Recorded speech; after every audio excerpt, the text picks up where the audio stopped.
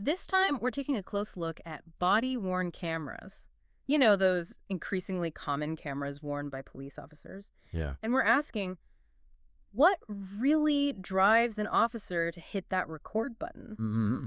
I mean, you've probably seen those controversial headlines like the officer in Spokane, Washington. Right. He activated his camera during a protest and got caught making some pretty questionable comments. Why would he even think to do that knowing it could totally backfire? It might seem counterintuitive, but sometimes actions like that might be less about personal motives Yeah. and have more to do with, well, policy. So you're saying officers are just robots following orders. Is that really all there is to it? I have to imagine it's a little more complex than that. Oh, for sure. It's way more nuanced than that. To really understand what's happening, we've got to look at some research. There's this recent study that actually sheds some light on what influences these recording decisions. Okay, so let's break this down. We know body-worn cameras are meant to increase transparency and accountability in law enforcement. Right.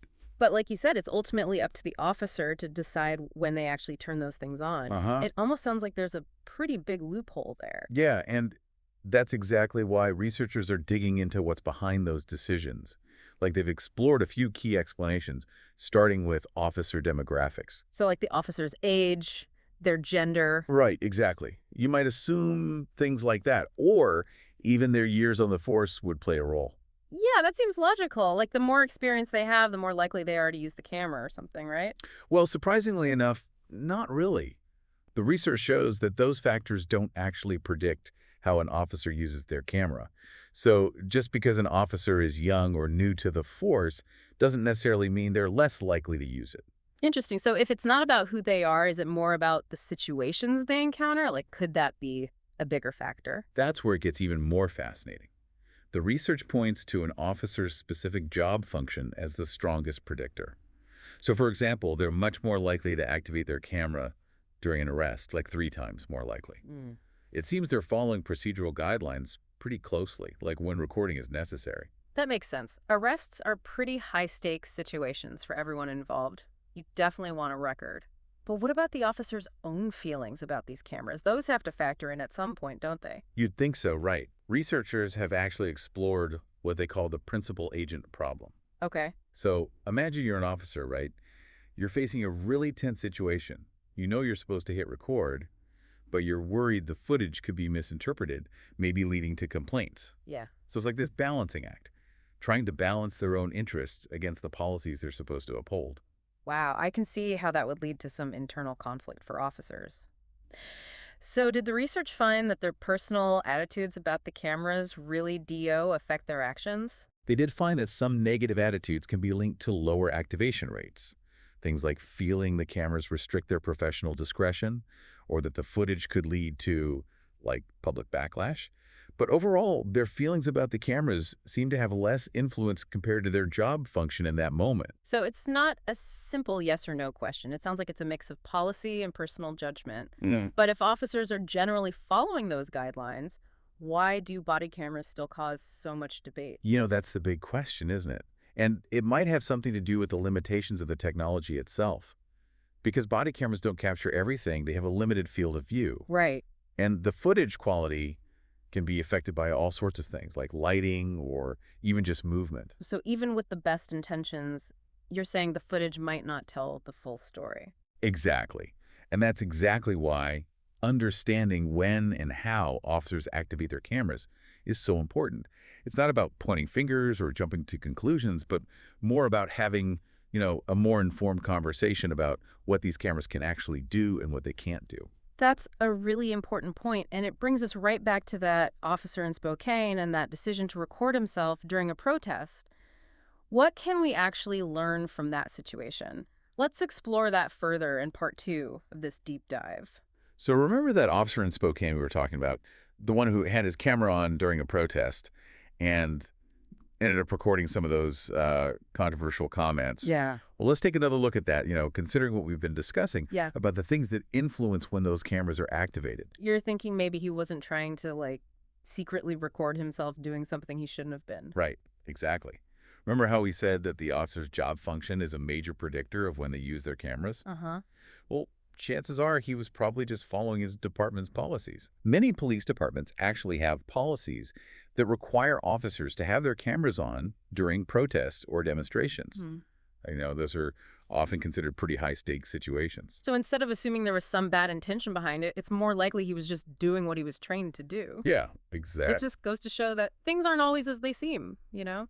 There's often a lot more to the story than what you see in a quick clip or a headline. Absolutely. And it reinforces the idea that if we want to understand what's happening in those videos, we need to understand how those policies work and how they influence officer behavior. It makes sense when you put it that way. But it kind of brings up another question, too. If officers are generally following the rules and using their cameras when they're supposed to, then why is there still so much debate about police conduct? Shouldn't the cameras be providing us with, clear-cut evidence of what happened? That's the thing about body cameras. They're really just tools. They provide data, but that data always needs to be interpreted within a larger context. Even when the footage itself is pretty clear, people might interpret it in different ways based on their own experiences or perspectives. It's like, what's that saying? One person's trash is another person's treasure. Yeah. Except in this case, it's more like one person's excessive force is another person's justified response. Exactly. The same footage could be viewed as proof of police brutality, or it could be seen as an example of an officer correctly handling a difficult situation. It all comes down to how you're looking at it. So even though body cameras can help with transparency, they don't just automatically solve the problem of different interpretations or potential biases, do they? No, not really. And it's worth mentioning that this study we've been talking about only focused on one police department. It makes you wonder, do all departments have clear policies on body cameras? And are their officers adequately trained on those policies? That's a really good point. It shows that technology alone isn't a solution. We have to think about the human element, the training, and how those policies shape how the technology is used. And that's where you come in, the listener. What, me? What do you mean? Well, as citizens, we're all responsible for staying informed about these issues. Body cameras are more than just gadgets. They're a fundamental shift in how we approach policing. Right, it's about moving towards greater transparency and accountability. Exactly. So it's really important for everyone to understand not only the technology, but also the human factors and the policies that influence how it's used. So it's not just about watching videos online and making snap judgments. No. It's about digging deeper, asking questions, and having those more nuanced conversations about police reform and oversight. That's exactly right. And by being informed, you can be part of shaping policies that promote both accountability and fairness. Policies that find a balance between public safety and individual rights. It's like being a savvy shopper, right? You wouldn't buy something without understanding how it works first. Exactly. And that same idea applies here. By learning about the complexities of body cameras, we can be part of a more informed and productive discussion about police reform. I like that. It reminds us that we all have a part to play in shaping the future of law enforcement. But I am curious, what else can we learn about body cameras from this research? What other questions should we be asking? Okay, so we've talked a lot about these tiny cameras and the big impact they're having on law enforcement. But let's bring it back to the listener for a minute. Why should they care about all of this? That's a good question. I think it boils down to the fact that body cameras have the potential to affect all of us, not just those directly involved with law enforcement. Right, because whether we realize it or not, we're all part of these communities where policing happens. Exactly. Yeah. And, these cameras, they're really changing the whole dynamic between law enforcement and the public.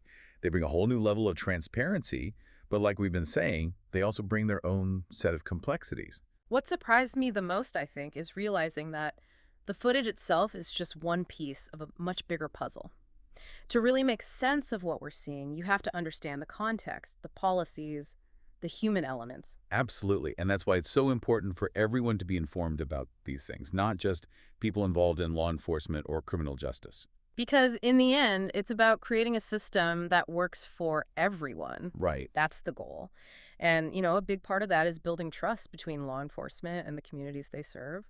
Body cameras can definitely help with that, but there are no guarantees. It takes real dialogue, critical thinking, and a willingness to, really engage with these complicated issues. So, if you've ever felt frustrated or confused by the conflicting stories you hear about how police act, or if you ever wondered what those little cameras are actually doing out there, that things aren't always what they seem. It's an invitation to look beyond those headlines, ask some questions, and get involved in those meaningful conversations about what we want policing to look like in our communities. It's what makes this whole topic so interesting. It's not just about the technology, it's about human behavior, accountability, and finding those solutions that create a safer and more just society for all of us. Right. And remember, one of the big things we learned from the research is that officers are usually following the rules when they activate their cameras. It's not that they're trying to hide something. So, thinking back to that officer in Spokane, his actions make a little more sense now, don't they? He might have just been following protocol, even though it didn't work out so well for him. Exactly. Yeah. And that incident brought up a lot of questions, but it also shows how important it is to keep researching and analyzing all of this.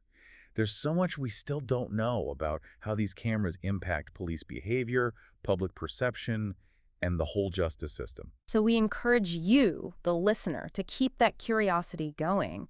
Keep asking those questions, keep learning, and keep being part of these important conversations. Because building the future of policing is something we do together.